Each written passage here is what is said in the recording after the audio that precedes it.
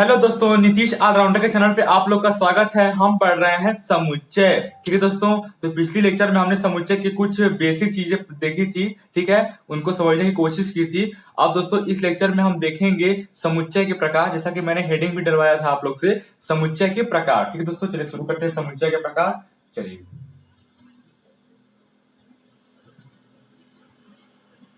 दोस्तों, हम देखते हैं समुच्चय के प्रकार। ठीक है दोस्तों, चलिए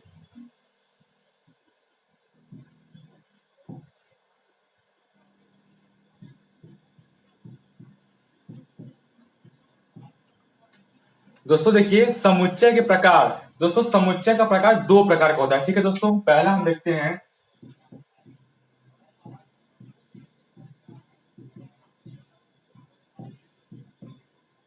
दोस्तों, पहला होता है आपका रोस्टर रूप और दूसरा आपका होता है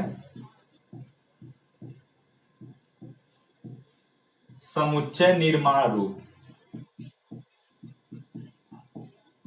दोस्तों देखिए, आपका पहला होता है समुच्चय रूप, ठीक है, और सॉरी दोस्तों, पहला आपका होता है रोस्टर रूप और दूसरा होता है समुच्चय निर्माण रूप। ठीक है दोस्तों, देखिए दोस्तों, आपका रोस्टर रूप को ही दोस्तों सारणीबद्ध भी कहते हैं।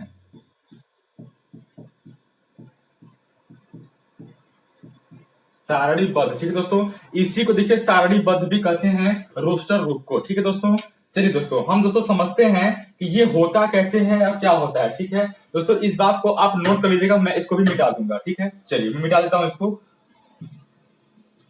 दोस्तों देखिए, टाइम बहुत कम देता हूं नोट करने के लिए, स्क्रीनशॉट लेने के लिए, तो आप कोशिश कीजिए कि आप वीडियो को पॉज करके, वीडियो को रोक करके आप नोट कर लिया कीजिए या फिर स्क्रीनशॉट ले लिया कीजिए। ठीक है, चलिए दोस्तों, क्योंकि वीडियो बड़ा लंबा हो जाता है तो बड़ा दिक्कत होता है। ठीक है, चलिए दोस्तों हम बात करते हैं कि आपका रोस्टर रूप क्या होता है। ठीक है दोस्तों, पहला है मेरा रोस्टर रूप।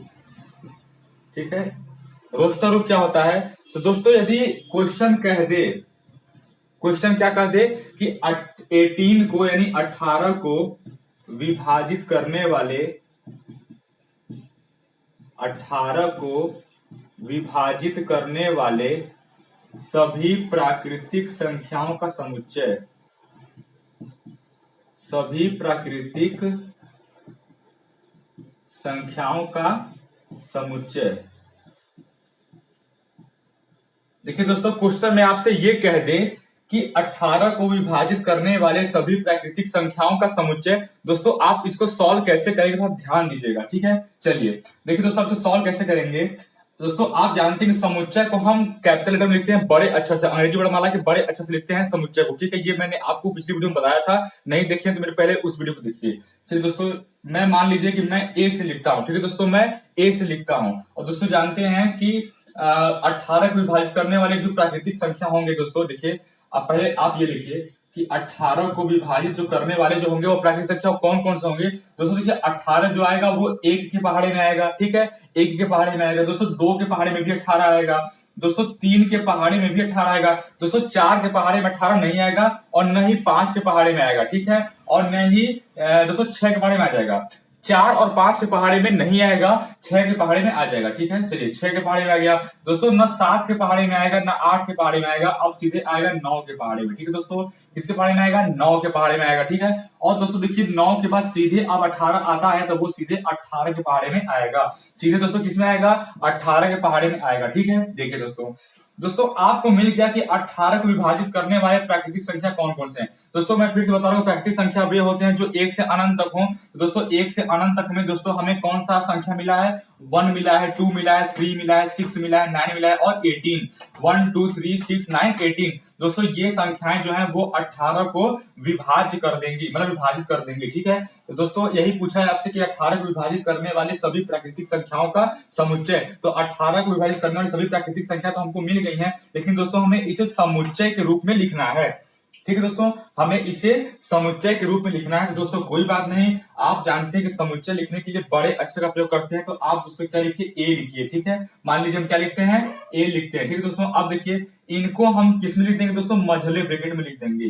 किसमें लिख देंगे दोस्तों, मझले ब्रैकेट में। दोस्तों यही कहलाता है समुच्चय, जब आप किसी समुच्चय के अवयव को मझले ब्रैकेट में लिख देते हैं। ठीक है, जब आप किसी समुच्चय के अवयवों को मझले ब्रैकेट में लिख देते हैं तथा उन मझले ब्रैकेट में जो भी अंक हो या जो भी अक्षर हो वो एक से अधिक बार नहीं होना चाहिए, यानी कोई दोहराया हुआ नहीं होना चाहिए। दोस्तों देखिए यहाँ पे एक है तो एक ही बार है, दो है तो एक ही बार है, तीन है तो एक ही बार है, 6, 9, 18 जो भी है सब एक ही बार है। तो दोस्तों इसी रूप को क्या कहते हैं? रोस्टर रूप कहते हैं। दोस्तों इसी रूप को कहते हैं रोस्टर रूप। ठीक है दोस्तों। दोस्तों उम्मीद है कि आप लोग समझ गए होंगे कि रोस्टर रूप क्या होता है। दोस्तों इसी रूप को कहते हैं रोस्टर रूप। ठीक है दोस्तों, यही कहलाता है समुच्चय का रोस्टर रूप या इसको रोस्टर फॉर्म भी कहते हैं। ठीक है, तो दोस्तों समझ गए होंगे आप लोग, इसको नोट कर लीजिए वरना मैं मिटाने जा रहा हूँ। ठीक है, ये आपका आंसर हो गया, इसको दोस्तों नोट कर लीजिए, स्क्रीनशॉट लीजिए। ठीक है, मैं मिटा रहा हूँ। ठीक है, चलिए दोस्तों समझ गए होंगे तो ठीक है, नहीं तो फिर कमेंट में मुझे बताइएगा। दोस्तों अब मैं अगला क्वेश्चन की बात करूं, मैं अगले क्वेश्चन की बात करूं। चलिए अगला क्वेश्चन है अंग्रेजी वर्णमाला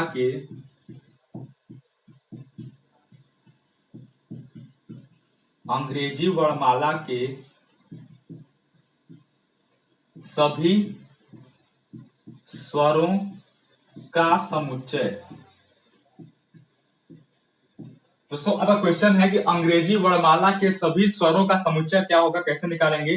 दोस्तों पहले आप लिखिए कि अंग्रेजी वर्णमाला में स्वर कौन कौन होते हैं। दोस्तों अंग्रेजी वर्णमाला में कितने स्वर होते हैं? 5 स्वर होते हैं। और आप जानते हैं कि वो स्वर कौन कौन होते हैं दोस्तों, तो वो जानते हैं आप, ए होता है, ई होता है, आई होता है, ओ होता है और यू होता है। ठीक है दोस्तों, ये क्या होते हैं? अंग्रेजी वर्णमाला के स्वर होते हैं। ठीक है, ए ई आई ओ यू। ठीक है, ये अंग्रेजी वर्णमाला के स्वर होते हैं। दोस्तों हमें लिखना है इसे समुच्चय के रूप में। तो दोस्तों आप जानते हैं कि इन्हीं को यदि हम, दोस्तों पहले क्वेश्चन में हम ए बराबर लिख लिए थे, तो अब की बार हम बी बराबर लिख दे रहे हैं, लेकिन आप ए बराबर भी लिख सकते हैं, कुछ के बराबर भी लिख सकते हैं। ठीक है, अंग्रेजी वर्णमाला किसी भी बड़े लेटर के बराबर लिख सकते हैं। दोस्तों आप इसे अंग्रेजी वर्णमाला के किसी भी बड़े अक्षर के रूप में किसी भी बड़े अक्षर के रूप में लिख सकते हैं। ठीक है, चलिए दोस्तों, तो मैं लिखता हूं दोस्तों बी से, अब की बार लिख देता हूं। ठीक है, चलिए बी से लिख दिया। दोस्तों अब इन्हीं को मैं किस में लिख दूंगा। दोस्तों देखिए मैं लिख दूंगा, अब देखिए दोस्तों मैं इन्हीं को लिख दूंगा मझले ब्रैकेट में। ठीक है, तो दोस्तों यही हमारा कहलाता है रोस्टर रूप या रोस्टर फॉर्म। ठीक है दोस्तों, समुच्चय का यही रूप कहलाता है रोस्टर रूप। दोस्तों ये आपके किताब में बहुत सारे क्वेश्चन दिए गए हैं रोस्टर रूप के रूप में या समुच्चय निर्माण। तो रोस्टर रूप तो आपको समझ में आ गया ना। ठीक है, चलिए रोस्टर रूप का मतलब होता है कि आप मझले ब्रैकेट में उसके अवयव को लिख दीजिए जो अवयव बोला है। ठीक है, लेकिन मझले ब्रैकेट में वह अवयव दोहराया नहीं जाना चाहिए, एक से अधिक बार लिखी नहीं जानी चाहिए। ठीक है दोस्तों, आपको मैं एक एग्जाम्पल बता रहा हूँ, इसको आप स्क्रीनशॉट लीजिए, नोट कर लीजिए, मैं मिटा रहा हूँ। ठीक है, चलिए दोस्तों देखिए,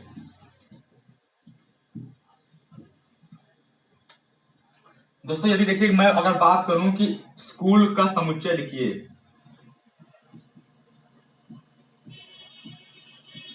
स्कूल का समुच्चय। ठीक है दोस्तों, स्कूल का समुच्चय क्या हो जाएगा। दोस्तों स्कूल का समुच्चय अगर हम ए बराबर लिखते हैं, दोस्तों देखिए क्या हो जाएगा, एस लिखेंगे आप। ठीक है, सी लिखेंगे, एच है तो एच लिखेंगे, ओ लिखेंगे।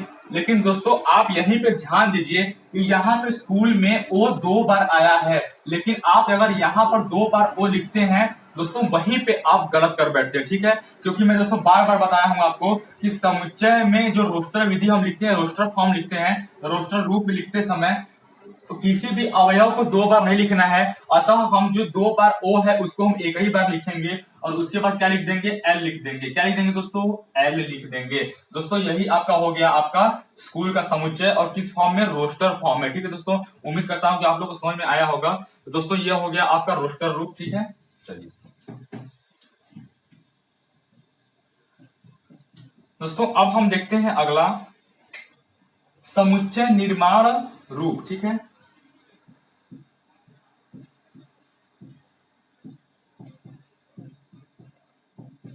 दोस्तों हम अगला देखते हैं समुच्चय निर्माण रूप।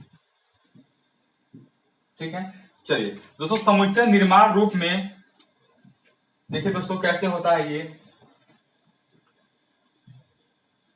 दोस्तों देखिए जो हम 18 से जो हम काटे थे, ध्यान दीजिए 18 को जो विभाजित किए थे तो 1 से किए थे, 2 से किए थे, 3 से किए थे, 4 5 से नहीं आया था, 6 6 से किए थे, 9 से किए थे और 18 यानी 18 से किए थे, ठीक है।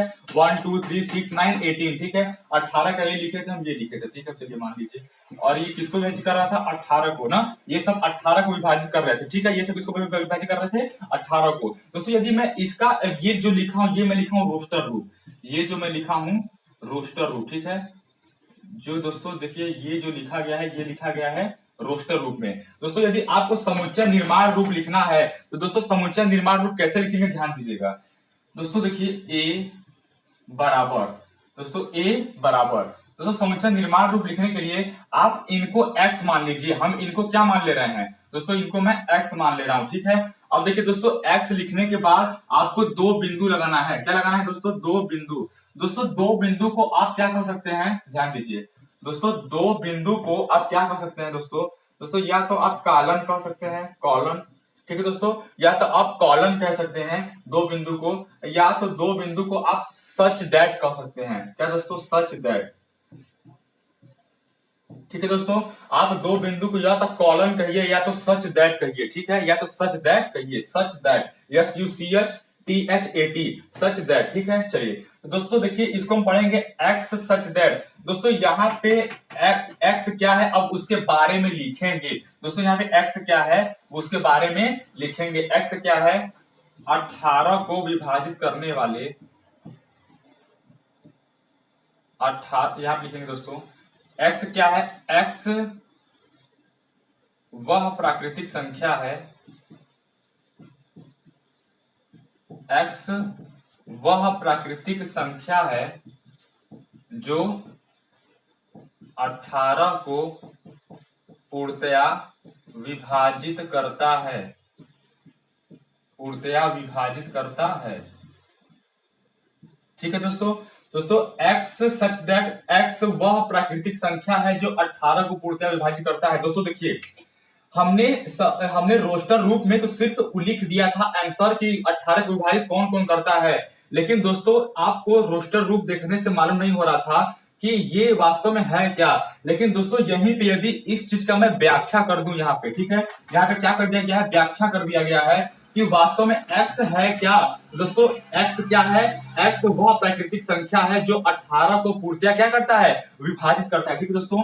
x क्या है? जो प्राकृतिक संख्या है जो 18 को पूर्णतया क्या करता है भाई? विभाजित करता है। तो दोस्तों यदि आप उसके बारे में बता भी देते हैं, यदि आप उसकी विशेषता भी लिख देते हैं, तो दोस्तों यही कहलाता है समुच्चय निर्माण विधि। क्या कहलाता है दोस्तों?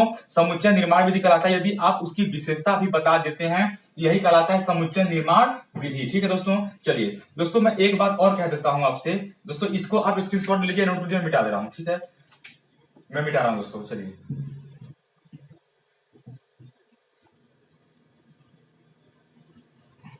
अभी अभी दोस्तों मैं आपको बताया था कि अंग्रेजी वर्णमाला के स्वर तो आपने लिखा था a इक्वल टू या b इक्वल टू कुछ भी मान लीजिए, b इक्वल टू, ठीक है, आपने लिखा था a e i o u, आपने दोस्तों ये लिखा था ना, रोस्टर रूप लिखा था आपने, ठीक है दोस्तों। ये कौन सा रूप लिखा था आपने? रोस्टर रूप लिखा था। लेकिन दोस्तों यदि मैं इसको समुच्चय निर्माण विधि लिखूं, रोस्टर रूप न लिखे, अब मुझे इसको यदि समुच्चय निर्माण विधि लिखना है दोस्तों, मैं क्या लिखूंगा? b इक्वल टू, दोस्तों आप चाहे तो इसको भी x मान लीजिए, चाहे तो y मान लीजिए, कुछ भी मान सकते हैं। चलिए मैं अब की बार y मान लेता हूं, ठीक है, ये लीजिए मैंने y मान लिया। y के बाद मैंने कॉलन लगाया, या इसको आप सच दैट भी कह सकते हैं, ठीक है दोस्तों, सच दैट। दोस्तों यहाँ पे y क्या है? y अंग्रेजी वर्णमाला के, y क्या है? अंग्रेजी वर्णमाला के सभी स्वर हैं, ठीक है दोस्तों। y क्या है? अंग्रेजी वर्णमाला के सभी क्या है? स्वर हैं। दोस्तों देखिए, मेरे कहने का मतलब ये है कि आप समुच्चय में उसको पूरे को y मान लीजिए, x कुछ भी मान लीजिए, लेकिन आप उनके बारे में बताइए भी कि वहां पे वे हैं क्या, ठीक है दोस्तों। यदि मैं सम संख्या लिया होता तो यहाँ पे लिखता y, और y सभी क्या है? सम संख्याएं हैं, ठीक है दोस्तों। तो ये हो जाता हमारा समुच्चय निर्माण विधि, यानी आप उसके बारे में बता भी दीजिए कि ये है क्या, ठीक है। समुच्चय लिखना तो अलग बात है, लेकिन यदि आप इनके बारे में बता भी देते हैं कि ये वास्तव में है क्या दोस्तों, ये अंग्रेजी वर्णमाला के सभी स्वर हैं, और यदि आप इस बात को इसमें लिख देते हैं, प्रदर्शित कर देते हैं दोस्तों, यही कहलाता है समुच्चय निर्माण रूप, ठीक है दोस्तों। तो उम्मीद करता हूं कि आप लोग समझ गए होंगे। तो दोस्तों मैं इसको मिटा देता हूं, चलिए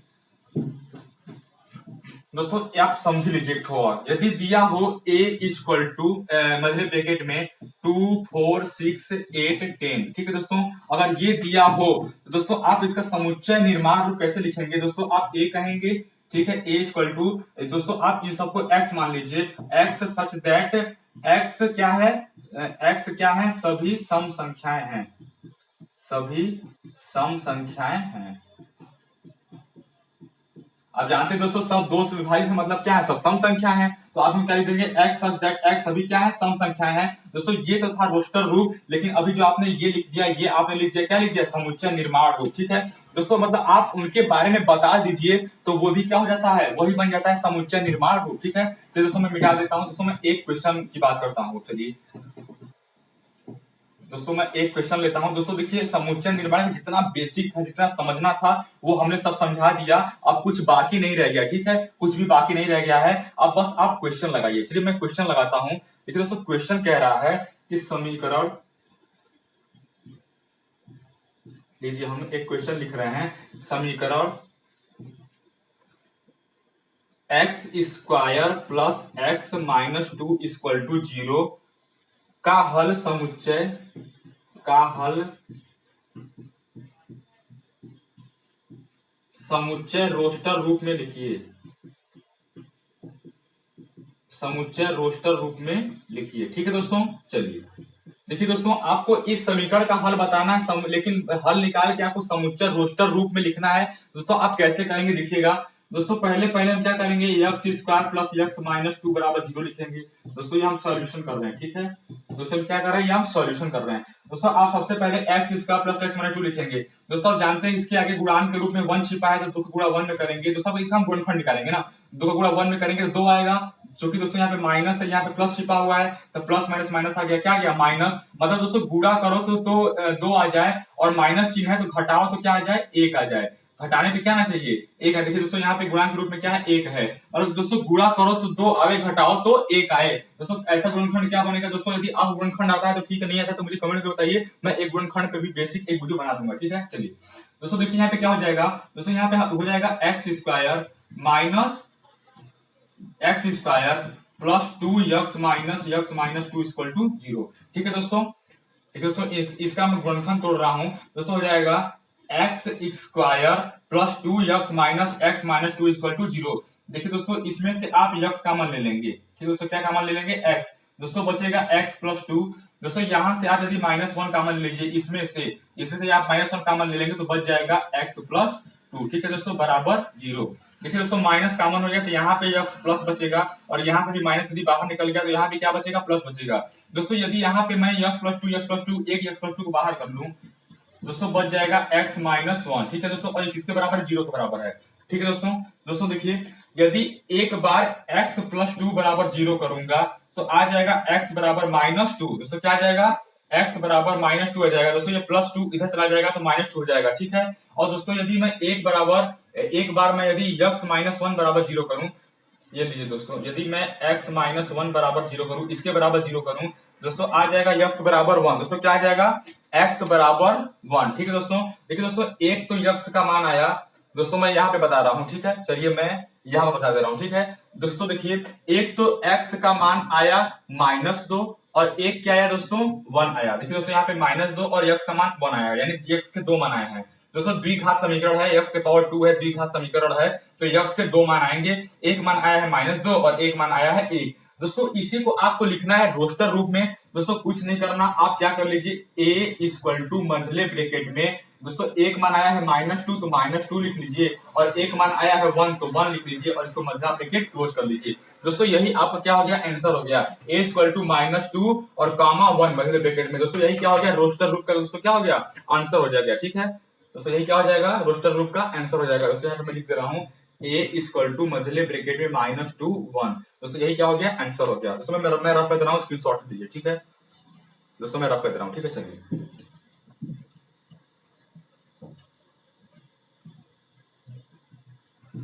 दोस्तों समझ में आया तो वीडियो को लाइक जरूर कीजिएगा, ठीक है, अपने दोस्तों के पास शेयर भी कीजिए, ताकि सब लोग को भाई समझ में आ जाए, सब लोग पढ़ लिख लें लॉकडाउन में। दोस्तों अगला एग्जाम्पल हम अगले वीडियो में करेंगे, ठीक है, चलिए राधे राधे, बाय बाय। और दोस्तों सब्सक्राइब जरूर कर लीजिए चैनल को, ठीक है। चलिए बाय बाय।